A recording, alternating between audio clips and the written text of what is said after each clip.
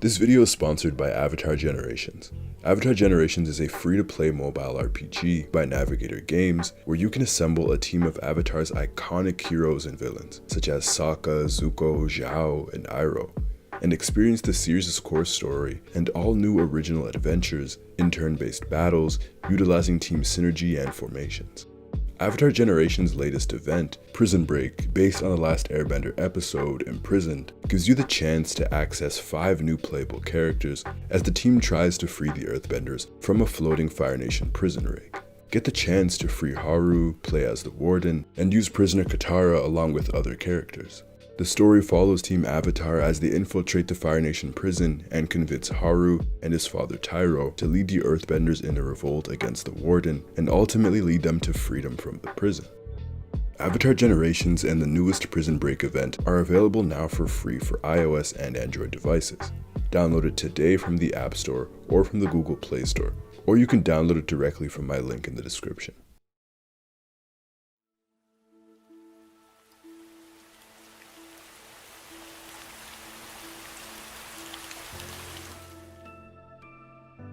Kung Fu Panda is one of the best trilogies out there and definitely one of DreamWorks' strongest. The one thing that sets them apart from so many other stories is their antagonists, specifically Tai Lung and Lord Shen. But after rewatching the third film, there is a noticeable drop-off in quality for me when comparing Kai to the two that came before him, and I want to get into why. It was always going to be a gargantuan task to ask Kung Fu Panda to follow up not only Tai Lung, but Shen, who I believe to be the series' strongest villain. So I want to quickly look at what made Shen and Tai Lung such captivating, compelling villains, starting with Tai Lung. The Snow Leopard's introduction to the movie sets the stage for him. It grants him an aura, a near 5-minute long prison escape that is made possible by a single feather. In that moment, you can see the years of hard work and dedication and the natural talent that Tai Lung has, in contrast to Po. And what shines most here is his ferocity. What makes Tai Lung, though, is that he has this harbored rage and this feeling of betrayal that he has kept for 2 decades. And when his backstory is revealed to us, his rage is somewhat valid and justified. But the important thing here is that his anger, his betrayal, is something that we can genuinely feel and in some cases relate to. And even more so, Tai Lung's story is tied to Po's. The weight of expectations, the dedication to one's craft, and the burden of fate. These are all things that he and Po share. Lord Shen is all about his cunning, his mind, his inventions. The way we meet Shen in this movie is through his large silhouette, in search of metal to try and take over China. But what makes Shen truly menacing is again his connection with Po. Shen is the one tie that Po has to his past, and as this film deals with the panda's lost identity, the peacock uses Po's desperation and his trauma to his advantage. Shen gives us a reason to root against him, by directly being so manipulative and nasty to Po. What we can feel and relate to in Shen's case is how he felt abandoned by his parents, how he felt unloved, that everything he did was to try and gain their approval. Shen felt so hurt that he wanted to take over China to prove them wrong. These ideas are things that we can relate to. Before getting into what went wrong for Kai, there were some good things done with the bull. He is still a good and fun antagonist, tremendously voice acted by J.K. Simmons to match the bull's incredible design. He has these 2 massive horns, along with his size, made Kai the most physically imposing opponent that Po had to face. On top of that, he is strong. He has a great weapon in the chain blades and a truly great theme. However, it's his characterization that makes him the weakest of the 3. Not to say that all villains should have some sort of sob story, but I do think that villains should invoke some sort of emotion from their audience. Whether that is sympathy, fear, anger, they need to hold some sort of weight or purpose. All we are told about Kai in this film is that he was once Oogway's brother-in-arms, and that he carried the injured tortoise to the secret panda village where they learned Chi, and suddenly he found the ability to take Chi away, and Oogway banished him to the spirit realm because of it. Never once are we told why he did any of it. We only know that 500 years later, he has come back for Oogway. To continue in that vein, Kai isn't as creative, or manipulative, or charismatic as Shen, nor is he as motivated as Tai Lung. We never understand why Kai changed, why he wanted the power of Qi all to himself. This lack of driving force is evident in all aspects of his character. The Jade Warriors that he uses, while they are a great touch and a new style, meant that Kai for the most part was disconnected from the battlefield and from the possible interactions that he could have had. Moreover, at the very beginning of the film, in Kai's very introduction, he already fulfills his goal. He beats Oogway. His betrayal of over 500 years was never built up to, nor did it ever really matter.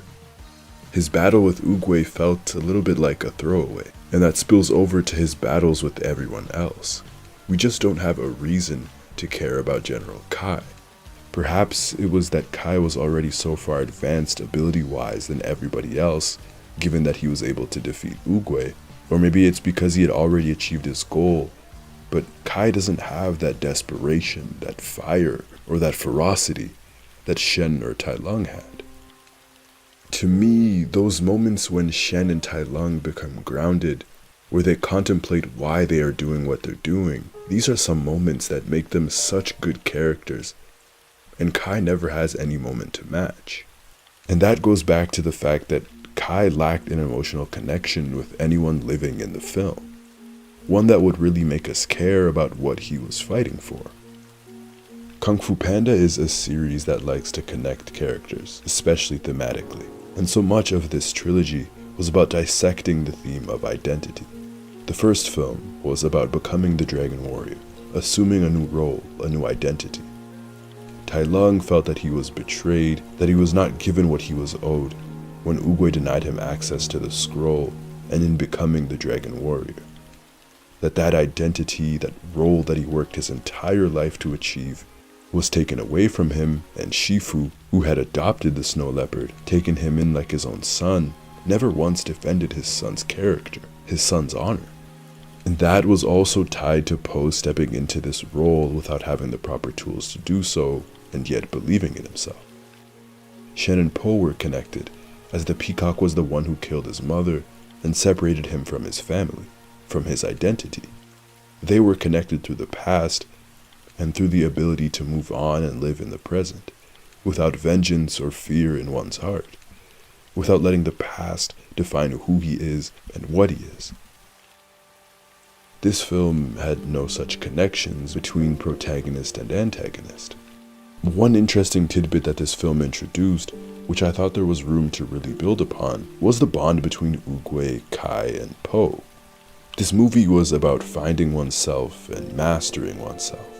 The film states that in order to master Qi, one must master oneself, and you must know who you are. Kai has mastered Qi. The way he takes Qi is by reversing the exact hand movements that are required to give Qi. How did Kai figure out how to do this? Did he master himself? Does taking away other people's Qi cost him anything? Does it maybe corrupt his spirit? As the film asks Po who he is, the film never asks Kai who he is, and we never learn who Kai is, and thus he never becomes a compelling opponent.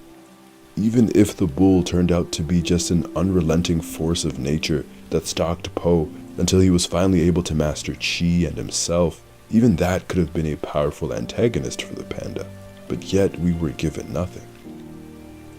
Ultimately, we are never connected with the bull, who could have been the yang to Oogway's yin, and who could have really explored much more of Oogway's mystique and all of his different abilities, thereby connecting us to the Dragon Warrior and what it means to truly embody the spirit of the Dragon Warrior.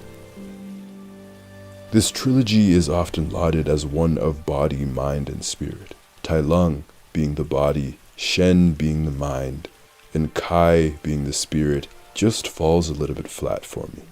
While it was enjoyable and it is a good and fun film, I just wish there was a bit more. Here's to hoping that Kung Fu Panda 4's villain, reported as the Chameleon, will give us something new and exciting to watch.